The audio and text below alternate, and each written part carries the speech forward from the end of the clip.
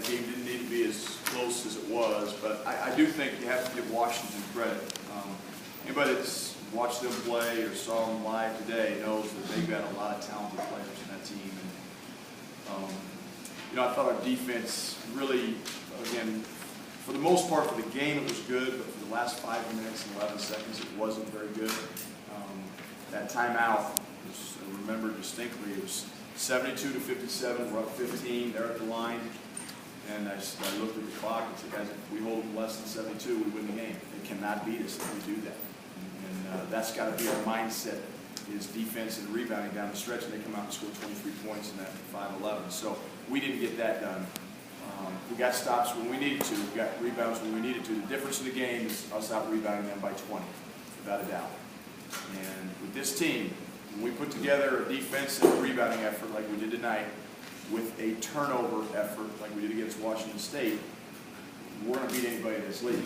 But if we continue to be turning it over, guarding and rebounding, we're going to be in close games. If we don't guard and rebound and we don't turn it over, we're going to be in close games. We have to figure that out as a team. We've got to get better. That's our challenge as coaches, and it's the challenge for our players to get that done. So with that, I'll answer your questions. What happened with the Thomas situation, and how pivotal was that? Well, it's a learning moment, and you know, it cost us 2 points and the ball because it was a dead ball technical foul, and the official said that he pushed off, and there was words exchanged before that, but he made a gesture with his arm, and they called it a technical foul. So I didn't see it. It was down, you know, at the end of their bench. Very unfortunate, but again, it's something that Thomas needs to learn from. But not only does Thomas need to learn from it, our entire roster needs to learn from it. That can't happen at that point in the game. We have to play with poise and not let that occur. How did they didn't look? I mean, you guys could have been fatigued, but you guys were far from fatigued. This team they had plenty of energy. Well, again, we didn't do anything yesterday physically. Right? I mean, these guys are young, resilient kids. And this crowd gave these guys energy. When you're playing at home and you're playing in front of, I thought the crowd was terrific tonight. I mean, a lot of energy in the building. And look, if you haven't come to the last 2 Colorado basketball games, you're missing out. It's been pretty fun. Not always the prettiest form of basketball, but really fun and exciting basketball, and very good players on the floor by both teams.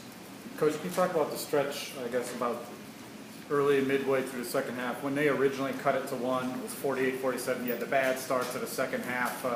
What was the discussion? What was the team able to do? That's when it seemed like the game could have got away from them. Thomas had a good stretch, and you were able to pull away and pad that lead. The discussion was, let's take care of the young ball.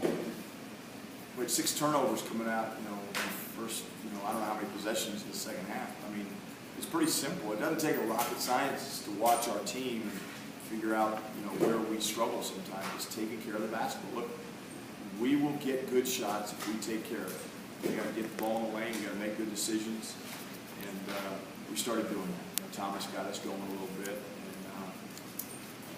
but that was the message. Continue to guard, continue to rebound. That's going to keep us in the game. Take care of the darn ball and get a great shot for our team. Sure. Well, you say that these are great games to watch these last 2 games. As a coach, you wouldn't mind a blowout, would you? No, I'd rather have a blowout. That's my point. Is like, this isn't any fun for me. It's not fun for our players when you give up leads, like we had at Washington State was it Thursday night. And we had leads today. We gave up. It's like, yeah, it's no fun for the players. It's no fun for the coaches, but for the fans, it should be frustrating, I'm sure, at times. But also, you know, coming down the stretch, it's. But I'm sure there's some of our fans that would rather have a blowout too. I know I would, but. Until we figure out what our problems are and solve our problems. But look, this is a good league, and you're going to, we've said it many, many times, if you don't play well, it doesn't matter if you're on the road or at home, if you don't play well, you're going to get beat. We almost got beat Thursday, we almost got beat today, but we didn't. This team has shown grit, it's shown toughness all year long, going back to double-digit deficits in the second half in November and in December, overcoming those, winning games. We've had our share of blowouts, but we've won a couple one-possession games, and you know, that's what you have to do if you want to be where we want to be, which is top half of the league, competing for a championship, hopefully a bye on Wednesday at the Pac-12 tournament. Coach, I felt like Xavier Tallman's presence out there was really important and calming at certain points in the At certain points it was. Early in the second half it wasn't, you know, and I think, but as the half went on, he came in after that. He got settled down a little bit, hit a three, got his confidence going. You know, our whole thing coming into this game is we wanted to play with confidence and aggressiveness. And I thought for the most part we did that. I thought we got a little bit tentative after we turned it over, kind of scared. Their pressure is out there. We got to attack their pressure better. We got to backdoor the overplay. You know, one thing I will say is having this quick turnaround did not allow us to do some things in practice on Friday that I would have liked to have done to prepare for Washington, which is handling their pressure and going against pressure. But again, Friday, I didn't want our guys, I wanted them to rest mentally, rest physically, so that they have energy. We knew what we had to do. We just got to come out and do it.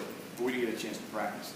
How tough was it for you to find the mix there late with all that foul trouble? It was hard. You know, coach was like, when do you want to go back with Wes and Dom? I said, about the 4-minute mark, and we were playing zone, and I wanted to steal some more. You know, we're up 9. We could steal 1 or 2 possessions and get stops against their zone, use shot clock, and maybe score once or get fouled. Now it's an 11-point game with 2 to go. You got it in hand. But we couldn't get those stops. We come down and we wouldn't get scores. We got the foul line a couple of times, but we let them back in the game. And so that tentativeness, you know, Wes didn't want to foul out. Don didn't want to foul out. Thomas did with the technical. So it was difficult. We overcame foul trouble in the first half, and we overcame foul trouble in the second half with a depleted roster. Which, again, is a testament to our players that are in uniform. Wes has responded to Josh's absence in a big way with Big way. 3 straight double-doubles and Yep. just some tenacity. Just what can you say? Yeah, Wes is playing with confidence. He's a presence defensively. He misses Josh being out there because they play off each other so well. But with Josh going down, Wes has stepped up. There's no doubt. And so is Torrey Miller. Now Torrey's not replacing Josh, but you know he's had to make some mental adjustments. He's done that. But Wes Gordon, I mean, I can't say enough about the way he's playing. A couple big-time offensive rebounds on Thursday night. Big-time offensive rebounds tonight when we needed it the most. And what you need is you need your veteran players late in games to make plays. I mean, Wesley Gordon has done that for us the last 2 games. So really happy with the way he's playing. And we're taking tomorrow off, and I don't think anybody deserves it more than Wes does. Coach, what did you see out of Fletch either yesterday or this morning? You thought he'd be good to go, and then Yeah. how big were his contributions in the first He was half? better, yeah. He came in, he made a couple shots for us. I thought he helped us out defensively. And again, he's not 100%, but I thought he played well. And so hopefully we can get him back 100%. Thomas is pretty much 100% now after his ankle turn, and hopefully we can get the big fella back next week. That's the plan, but again, you don't know until Josh comes to me and says, Coach, I'm ready to go. I know this. He's going to be back as soon as he can be back. And I said this before the game with Mark Johnson on the radio. Josh Scott's toughness is unquestionable. Okay, he will play as soon as he's able to play physically. And I know that. He knows that. And hopefully it's Wednesday, but I don't know that until Wednesday. Early thoughts on rebounds. Yeah. Jordan 10 rebounds, Josh Fortune with 9. I think that one was it. Big time. We talked about it at halftime. I think our perimeter players, again, I consider George and Josh a perimeter player. I think they had 20 rebounds at halftime, 21 rebounds amongst them at halftime with the guards. That's something we really wanted. We knew Torrey's going to rebound. We knew Wes was going to rebound. But those guys needed to step up, and they did, both offensively and defensively. So, yeah, George's contribution, rebound the ball was big. Josh Fortune's was big. We needed it. Dom, Thomas, XT, they're all in there battling. Key to the game. Rebounding was the difference in this game. No doubt about it. You guys have a lot of senior leaders, but have you seen leadership qualities from George that have shown through here? Well, he's working on that.